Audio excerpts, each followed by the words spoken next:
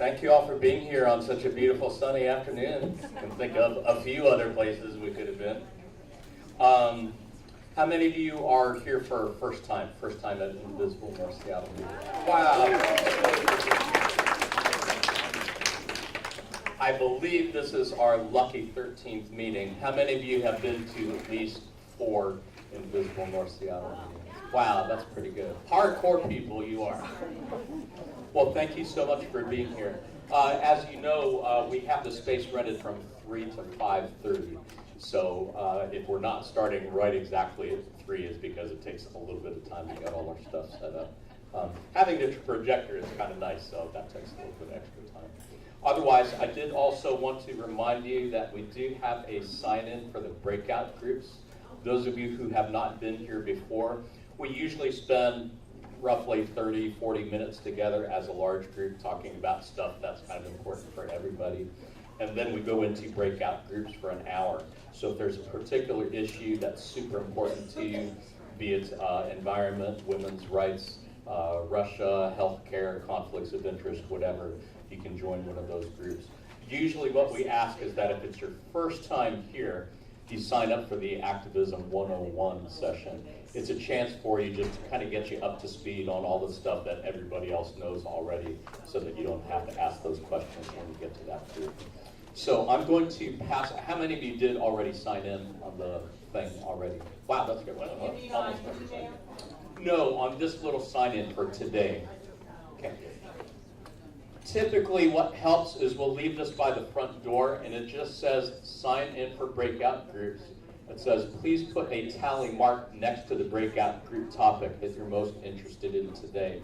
It just helps things go faster so that when we get to that part of the meeting, I already have an idea of how many people are in the big groups so that I can make sure that I put you in a big enough space, and it just makes it go faster. So I'm going to go ahead, I'll pass it around, and if you already put a tally mark, then don't bother doing it again. But if you haven't yet, go ahead.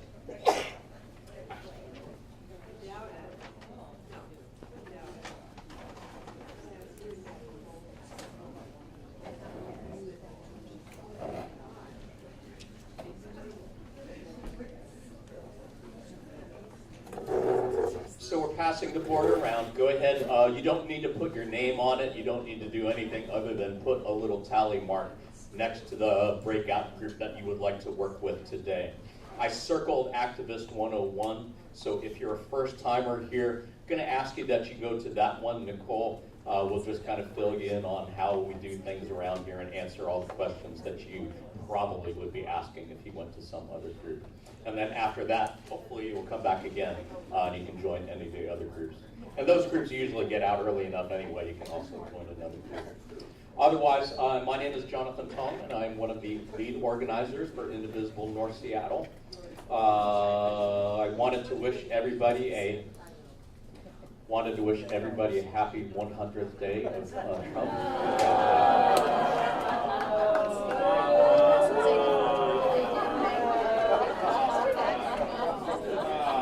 Congratulations if you have survived it, because 100 days means there's only 1,360 more to go this piece until we can get them out, hopefully, in 3 years from now. But it really does feel like a roller coaster, doesn't it?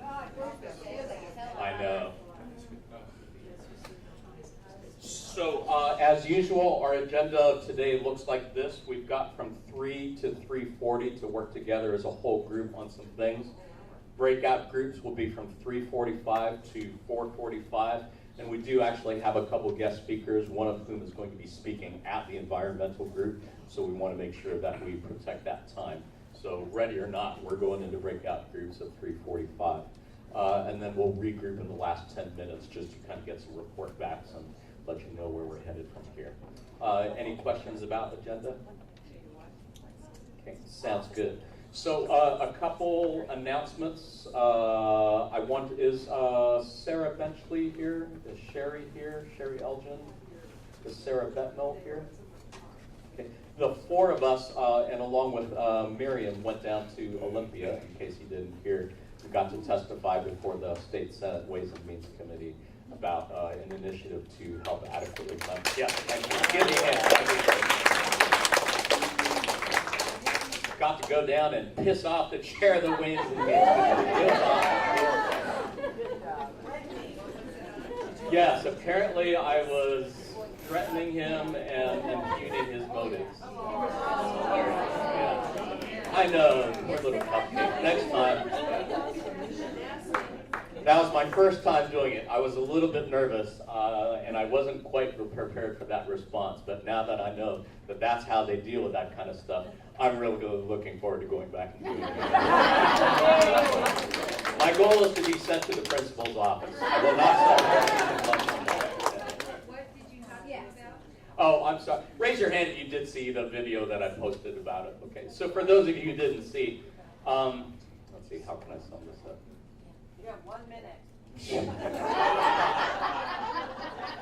And stay on topic. Raise your hand if you know about the McCleary State Supreme Court ruling. Okay, so for those of you who don't know that, Washington State is like, I think, the only state in the union where it says in our state constitution that the legislature's first primary paramount duty is to adequately fund public schools. So 2011 is when the state Supreme Court ruled that the state legislature was basically violating the Constitution because they weren't adequately funding public schools. And that's by the legislature's own definition of adequately funding.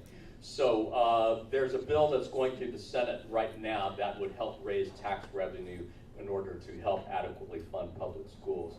It's a little bit more complicated than you might think. I mean, the part that I was testifying about was capital gains. So it would institute a tax so that when people who are wealthy enough to buy stocks and sell stocks would pay tax on their profits to help fund public schools. Nobody seems to really object to that all that much. The part that a lot of people, yeah. You'd be surprised. You'd be surprised, yeah. At least among folks like us, that's not really particularly debatable. There is another part of it called the business and operations tax, which would also mean that any small business owner making more than $250,000 a year would have to pay a significant increase in their business and operations tax. So not surprisingly, there was quite a few people saying, I'm a small business person, this would be a problem. But people who make less than that don't have to mess with it anymore, so I won't have to fill out that damn paperwork 4 times a year. That's a huge positive for small businesses. We gotta let them all know. How many small business owners do we have here? Okay. So if you would like to weigh in on this, at some point, feel free to. I wasn't intending this to be a debate, but I know it was something that raised questions for me, because when those folks were testifying saying this would be an undue burden on me as a small business owner, I thought, well, that sounds reasonable, and I certainly wouldn't want to do that. But I'm thinking that if you are making more than $250,000 a year, then you can probably afford to pay a little bit more in taxes, and any small business that's making less than that is exempt from it. So, would you like to comment on it? Feel free to come on up if you'd like to use the mic. It's kind of an important issue, so I mean, if you don't mind spending some time. I don't want to go into it in too much depth, but just a quick clarification. The business and occupation tax is on gross revenue of the business, not profit. And that's one of the huge concerns, because you can be a business with a lot of overhead and still be paying a tremendous business and operations tax because it is on your gross revenue, where your federal tax, for instance, is on the profit of the business. Thank you. That's a really important part of it. Yeah. Anybody else want to shed some light on this? It's a fairly important issue. I'm a public school teacher, so it's kind of near and dear to my heart. Anybody else want to shed some light on this? So the question, why don't they just change it to profit? Yeah. Tax the profit instead of profit? Why don't they just change it to profits? That's a great question for somebody other than me. If you figure out the answer to that, please let me know. I'd love to know that as well. Yeah, and in case you didn't know, I mean, Washington State has been ranked as the worst state out of all 50 states in terms of having the most regressive tax system in the country. Because we don't have a state income tax, it means all the tax money for funding public schools is coming from sales tax, property tax, or whatever, which means people who are super poor, or people who are poor, are paying a much higher percentage of their income on taxes than people who are really rich and have a lot of money. It's a smaller percentage of their income. So if nothing else, if this opens the door to putting state income tax on the table, that wouldn't be a bad thing in my opinion. If you guys are okay with that, let's go ahead and move on. I did want to talk a little bit about flipping the 45th.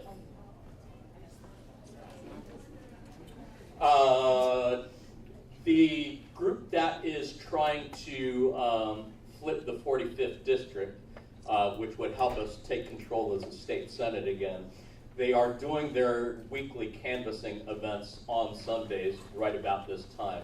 It's entirely possible that we would have more people here today, but they took it upon themselves to go out and do that, which is awesome, and we really do want to support that. That is a huge important thing. When I was speaking to the organizer, she said it's possible that if we have enough people in this group who would like to do it on a Saturday, some random Saturday, so that they don't run into this time, she'd be happy to do a training with those folks just to let them know how we do it and so on. I just kind of wanted to see a count. How many of you would be willing to spend 2-3 hours some Saturday in the future to knock on doorbells and visit? Wow, that's a pretty good number. Okay, sounds good. And Go ahead, Carl. so Robin said that she can conduct a phone training with anyone and email over the turf sheets. Okay. So if you're not able to make it to those trainings. Okay. So you've been in contact with Robin but they already? encourage it to be groups of 2 people. Okay. So best if you're going to do it on your own to find someone else and Okay. then contact Robin. Okay. How many of you feel so comfortable with this you could just say, well, tell me when it is and I'll go. I can do it all by myself. How many of you would like to have some training on it first before you go do that? Yeah. Okay. Sounds good. So I will just take it from there. We'll get in contact with Robin and Carl if you want to help me with that. We'll go ahead, set up a day and a time when we can do the training first and then do it. And I know they would love to have your help with that. Yeah. I just want to comment on Robin said they're under target right now, so Okay. you're really trying to get more folks to get out the voter ID drive. Okay. You said, Robin said that we are under target right now in terms of getting people Voter registered ID. to vote? No. Or you mean just There's under no target of voter number of ID people? part of the drive. Okay. And they haven't targeted as many folks as they hoped to have been at this point. So you're saying they could really use some extra help? Exactly. Awesome. Okay.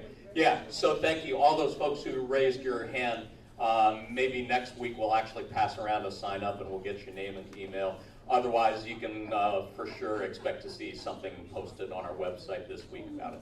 Yeah. So it seems to me for some of us who don't want to canvass door to door, but I might be willing to get people to register to vote. That's Okay. a different thing, so we really need to make clear that some Sure. people, that's what they want to focus on. Register Oh, people to okay. vote. Just Okay. How many of you want, she's saying there are folks who might not necessarily want to go knocking door to door, but would still be interested in helping registered people to vote. How many people would like to do that? Not so much the door knocking, but help register people to vote. Okay. A few. outside folk live the table. Okay. So let's talk about that. Yeah, we got time. We got time on I it. think outside folk life, I would do it, sure. Yeah, I'm pretty sure you can bet outside Folk Life they will have something set up for that. I would be Sure, surprised. because we want to, but I would do it in the district too. Okay. This is what area. Sounds good. And I apologize. I know this drives Tom crazy because when people are asking questions and they don't have a mic, it means whoever's trying to watch the live stream didn't actually hear your question. So I can repeat the question if you'd like, or we can go on. Suffice it to say, folks at home, thank you.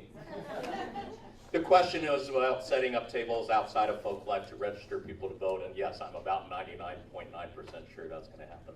But I will check with Robin and make sure. Yeah, Ann. Yeah, one of the reasons for having 2 people on a team, Yeah. in some neighborhoods, you have one person driving and Right. the other person going out to the door. Right. So Oh, okay. if you're not capable of hiking all over Creation, you can still contribute mightily by being the driver who Oh, wow. drives up, so then the other person Okay. can just go in the driveway instead of parking Okay. their car at one end of a cul-de-sac and finding out that it's a quarter mile in Okay. and a quarter mile up. Okay, thank you. So again, to repeat, yes, if you don't feel comfortable going up knocking on doors, just pairing up with somebody and driving the car is a huge help too. So that's awesome. Thank you. Steve? Yeah, I just want to mention too that I don't think we should put all of our eggs in one basket, that there's actually a Senate race and a House race down in the 31st LD. Oh. They're doing the same thing of doing phoning to ID voters, they'll be Okay. going door to door. Where's the 31st LD? Where's that? 31st is South King County and South King County. North Pierce County. It crosses the county line. Okay. Just if people have people they know down there, or whatever, can work Okay. down there, or if you want to do something different one weekend, Okay. that would be a place to connect with also. The 31st, LD Okay. Democrats. There is a Senate candidate already declared down there. Okay. Filed as of yesterday on the PDC. Okay. Would you mind posting that on our page? Because that's the first I've heard of that. Okay. So Steve is mentioning that there are some really other important races too, not just the 45th, specifically the 31st LD, which is South King County, which for us is a little bit farther of a drive. But if it's a swing district, then yeah, it's definitely worth our time and attention. Thank you. I did want to say I would love to make a habit of inviting people to send announcements ahead of time to me so that I can put them on the screen, we can put them on the website, and people will know in advance rather than just relying on announcing it here. Otherwise, I think that's all that we got as far as that's concerned. Did you have something you wanted to say on a different subject? Different subject. Yeah, come on up. Okay. Nicole Bratt, ladies and gentlemen, also the organizer, social media admin. So my name is Nicole. I'm the social media admin. Among other things, I help with the website and the Facebook. In general, there has been a lack of communication between the subgroups and myself. So we're not seeing the email lists getting utilized. We're not seeing our subgroups get utilized. We're not seeing the tools in place get utilized. So who would be interested in having a technology training? Okay, handful of people. Who would be interested in having like a social media, specifically Twitter, Facebook, etc.? Okay, so that's They just want to troll Trump. So that's going to be something that I'm going to put on the agenda, is having some kind of meeting where I can do like a PowerPoint or whatever. Can you speak up a bit Oh, more? sorry. Thank Hello. you. So I'm going to see about getting that on the agenda, having like a PowerPoint lecture, something like that. In the meantime, if you have any questions, problems with the technology, the communications, anything, my name's Nicole. Nicole at indivisiblenorthseattle.org. Send me an email, tag me on Facebook. Question? Tumblr, are we on Tumblr? We are not on Tumblr. No. Because I love Tumblr. You can be our Tumblr admin.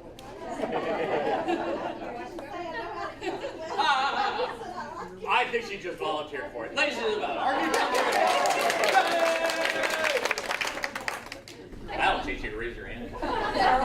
Yes, so Nicole, I think a social media training would be really helpful, but I think what would be essential for everybody is for you to publish on the Facebook page just a short couple bullet points on rules for each committee, like, okay, so there has to be a note taker, you know, and that those notes need to get emailed to you and published to the committee file section, and then all the new emails need to get sent to help desk so they can get added to the mailing list. I know you have all that in the guide that you put together. I'm about halfway through it. It's quite long. I had to print it. Yeah. But just a couple of bullet points for the committee people I think would be awesome. Okay, that would be good. I can do that. Anybody else? Anybody else? Questions, problems, comments? What's your email again? Nicole at indivisiblenorthseattle.org. And yours, if you wanted. Jonathan Yeah. at indivisiblenorthseattle.org. I know, it's really complicated. It's a conspiracy. So that's pretty much all I have at this time. If you have any questions, generally, I usually do the 101. So after the 101, I'll come around and talk to people, so you can snack me. Awesome. Thank you. Give her a hand, ladies and gentlemen. I just wanted to make an announcement real Yeah. quick. I'm not going to the immigration, okay. Yeah, you need Mike. The immigration group I'm not going to, but there is a conference happening on June 3rd at the Unity Church in West Seattle, and it will be on the Indivisible website. I understand it might already be. It's going to be how to deal with the situation. There's going to be some great speakers. So I just wanted to let people know about that, because immigration and the treatment. I can't remember. I think it's immigration something or other. I'm terrible. I didn't bring my notes, but it is on June 3rd. And it really is important that we are educated because our own neighbors are at risk right now. Thank you. Thank you. Give her a hand, ladies. Do you know what time? I think it's What at time? 10. 10 o'clock? Yeah, 10 to 4, 10 to 5, yeah. 10 to 4, 10 to 5, something like that. And I'll make I'll sure bet it's on. posted on your, on the. That'd be awesome. Okay? Yeah. Thank you. In the interest of time, since I said ready or not, we're going into breakout groups in 15 minutes. I think I'd like to move on from announcements. What I would invite is if there was anybody who had an announcement they really wanted to make, if you can give it to me on a little piece of scratch paper or email it to me, I'll go ahead and put it up on slides, and then when we come back to regroup, it'll be right there. Sound good? How many of you had an announcement that you wanted to make? Oh, all the better. A couple of people. Okay, good. Let me know. I'd be glad to just put it up. Otherwise, I did want to remind you that our own Peter Monroe is going to be speaking to the environmental subgroup. Where are you, Peter? Can you raise your hand? There you go. Give me a hand, ladies and gentlemen. Peter works with NOAA, National Ocean and Atmospheric Atmosphere Administration. He's going to be talking about managing exploited resources, particularly fish, and something known as risk-averse decision-making. Meaning as information goes down, risk goes up. Budget cuts result in reduced information, and reduced information leads to increased risk for exploited fish stocks, and asking what can we as citizen activists do about it. So he'll be speaking to the environmental subgroup, so if that sounds like a topic, something in particular you'd be interested in, want to invite you to join the environmental group. An environmental group will get you out of here as soon as possible, probably either at that room or the room down the hall. Otherwise, we do actually have another guest speaker with us today. Her name is Teresa Kapford. She's going to talk about the new Indivisible Washington Environment Network. Can we give her a hand? Thank you so much. Okay, I'm with Indivisible North Seattle and on the environment team, and I must say we kick butt. And we are making lots of actions for our members and our sub-team to make, but also for everyone. And I don't believe people know how to access what we've been doing. So I wanted to talk to you about how to get to our webpage, because we have our unique webpage, and then also talk about this network that we're creating among indivisible groups and sub-teams throughout all 10 congressional districts over the state of Washington. That's something new that's happening this month, so it's really cool. So first of all, our Indivisible North Seattle Environment Team website can be accessed by going to Indivisible North Seattle website, go to Getting Started, and then the third one down is Teams, and then there's a list of all the sub-teams, and then we have 2 links. One is the Facebook page, and then the other one is our webpage. And when you click to our webpage, which is a Google site, you will get really pretty picture. And our priority action, which we are identifying for the next couple of weeks. I don't know if you are aware that President Trump issued an executive order on March 28th that directed the EPA to create a regulatory reform task force. Basically, how quickly and efficiently can we gut the EPA? And they are actively soliciting comments from industry as to which regulations and rules they would like to have gutted, their little wish lists, and have given the public a little window of time with which to submit comments onto this open docket at the EPA.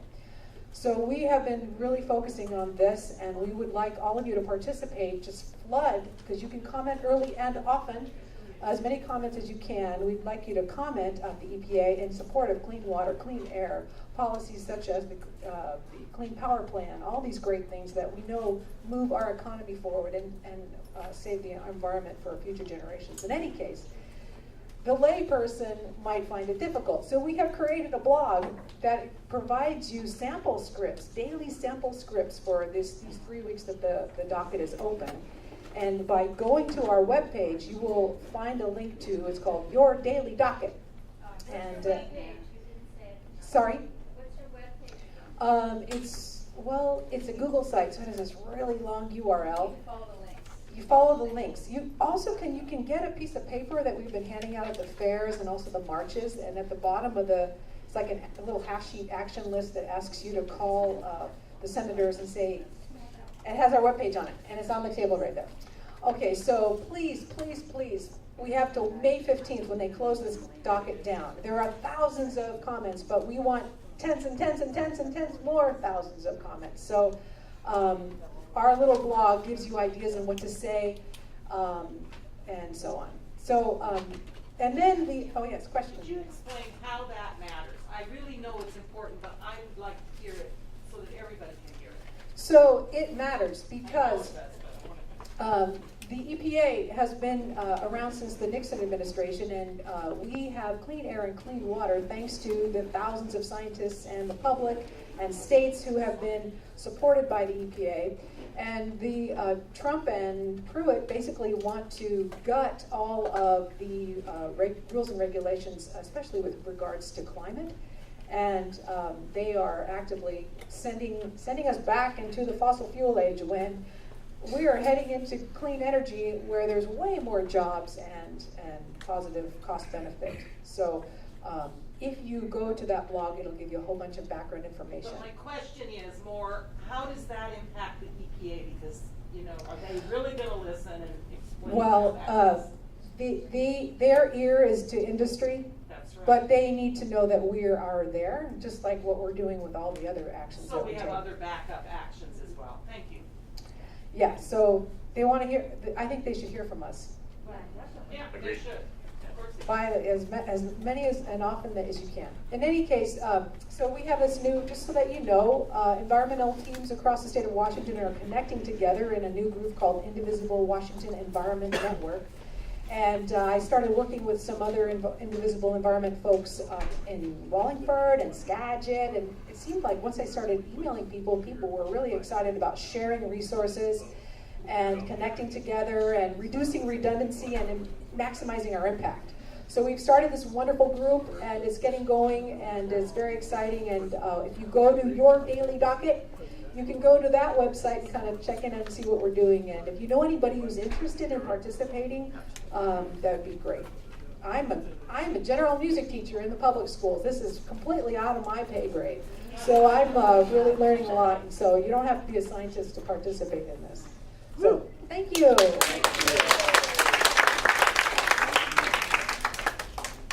That's so awesome. Thank you, Teresa.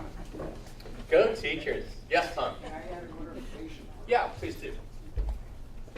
I wondered myself what good it was going to do, but I deal with environmental impact statements. Louder! There you go. Oh, I'm behind it, okay. I deal with environmental impact statements and federal regulations a lot. And I wondered this morning what good this would do, but it's a federal docket because any change in regulations requires what's called a notice of proposed rulemaking. That has a specific period which you report to an official document with your comments. If they then dismiss the comments, you are open to a lawsuit to them because of the fact that they're failing to follow procedure. And it works, it's a two-edged sword. Procedure is often used to prevent a project because they failed to follow the procedure with the EIS. You can do it the other way around. If the government fails to follow the procedure on the NPRM, you can sue them. That's what good it does. That's it. Thank you. So what I love about these groups, there's so much wisdom in the room and so much experience, and we can all learn from each other. Yeah, another clarification. So I have one more clarification. Jamming up the GOP's agenda in these kind of ways is very demoralizing for them as well. So the most recent example of this is that Trump set up a immigrant hotline. Have you guys heard about this? The intent was that all these people are going to call up and say, immigrants are so bad, I got injured by an immigrant. But in fact, everybody's calling them and said, I saw a UFO. Can you come and help me? I think I might have a duck in my lawn. So these types of things, yeah. So these types of things are very demoralizing for the opposition, and they really do, in sum total, have an impact. Thank you. Give her a hand. I have no idea what you mean by demoralizing because I feel great about it.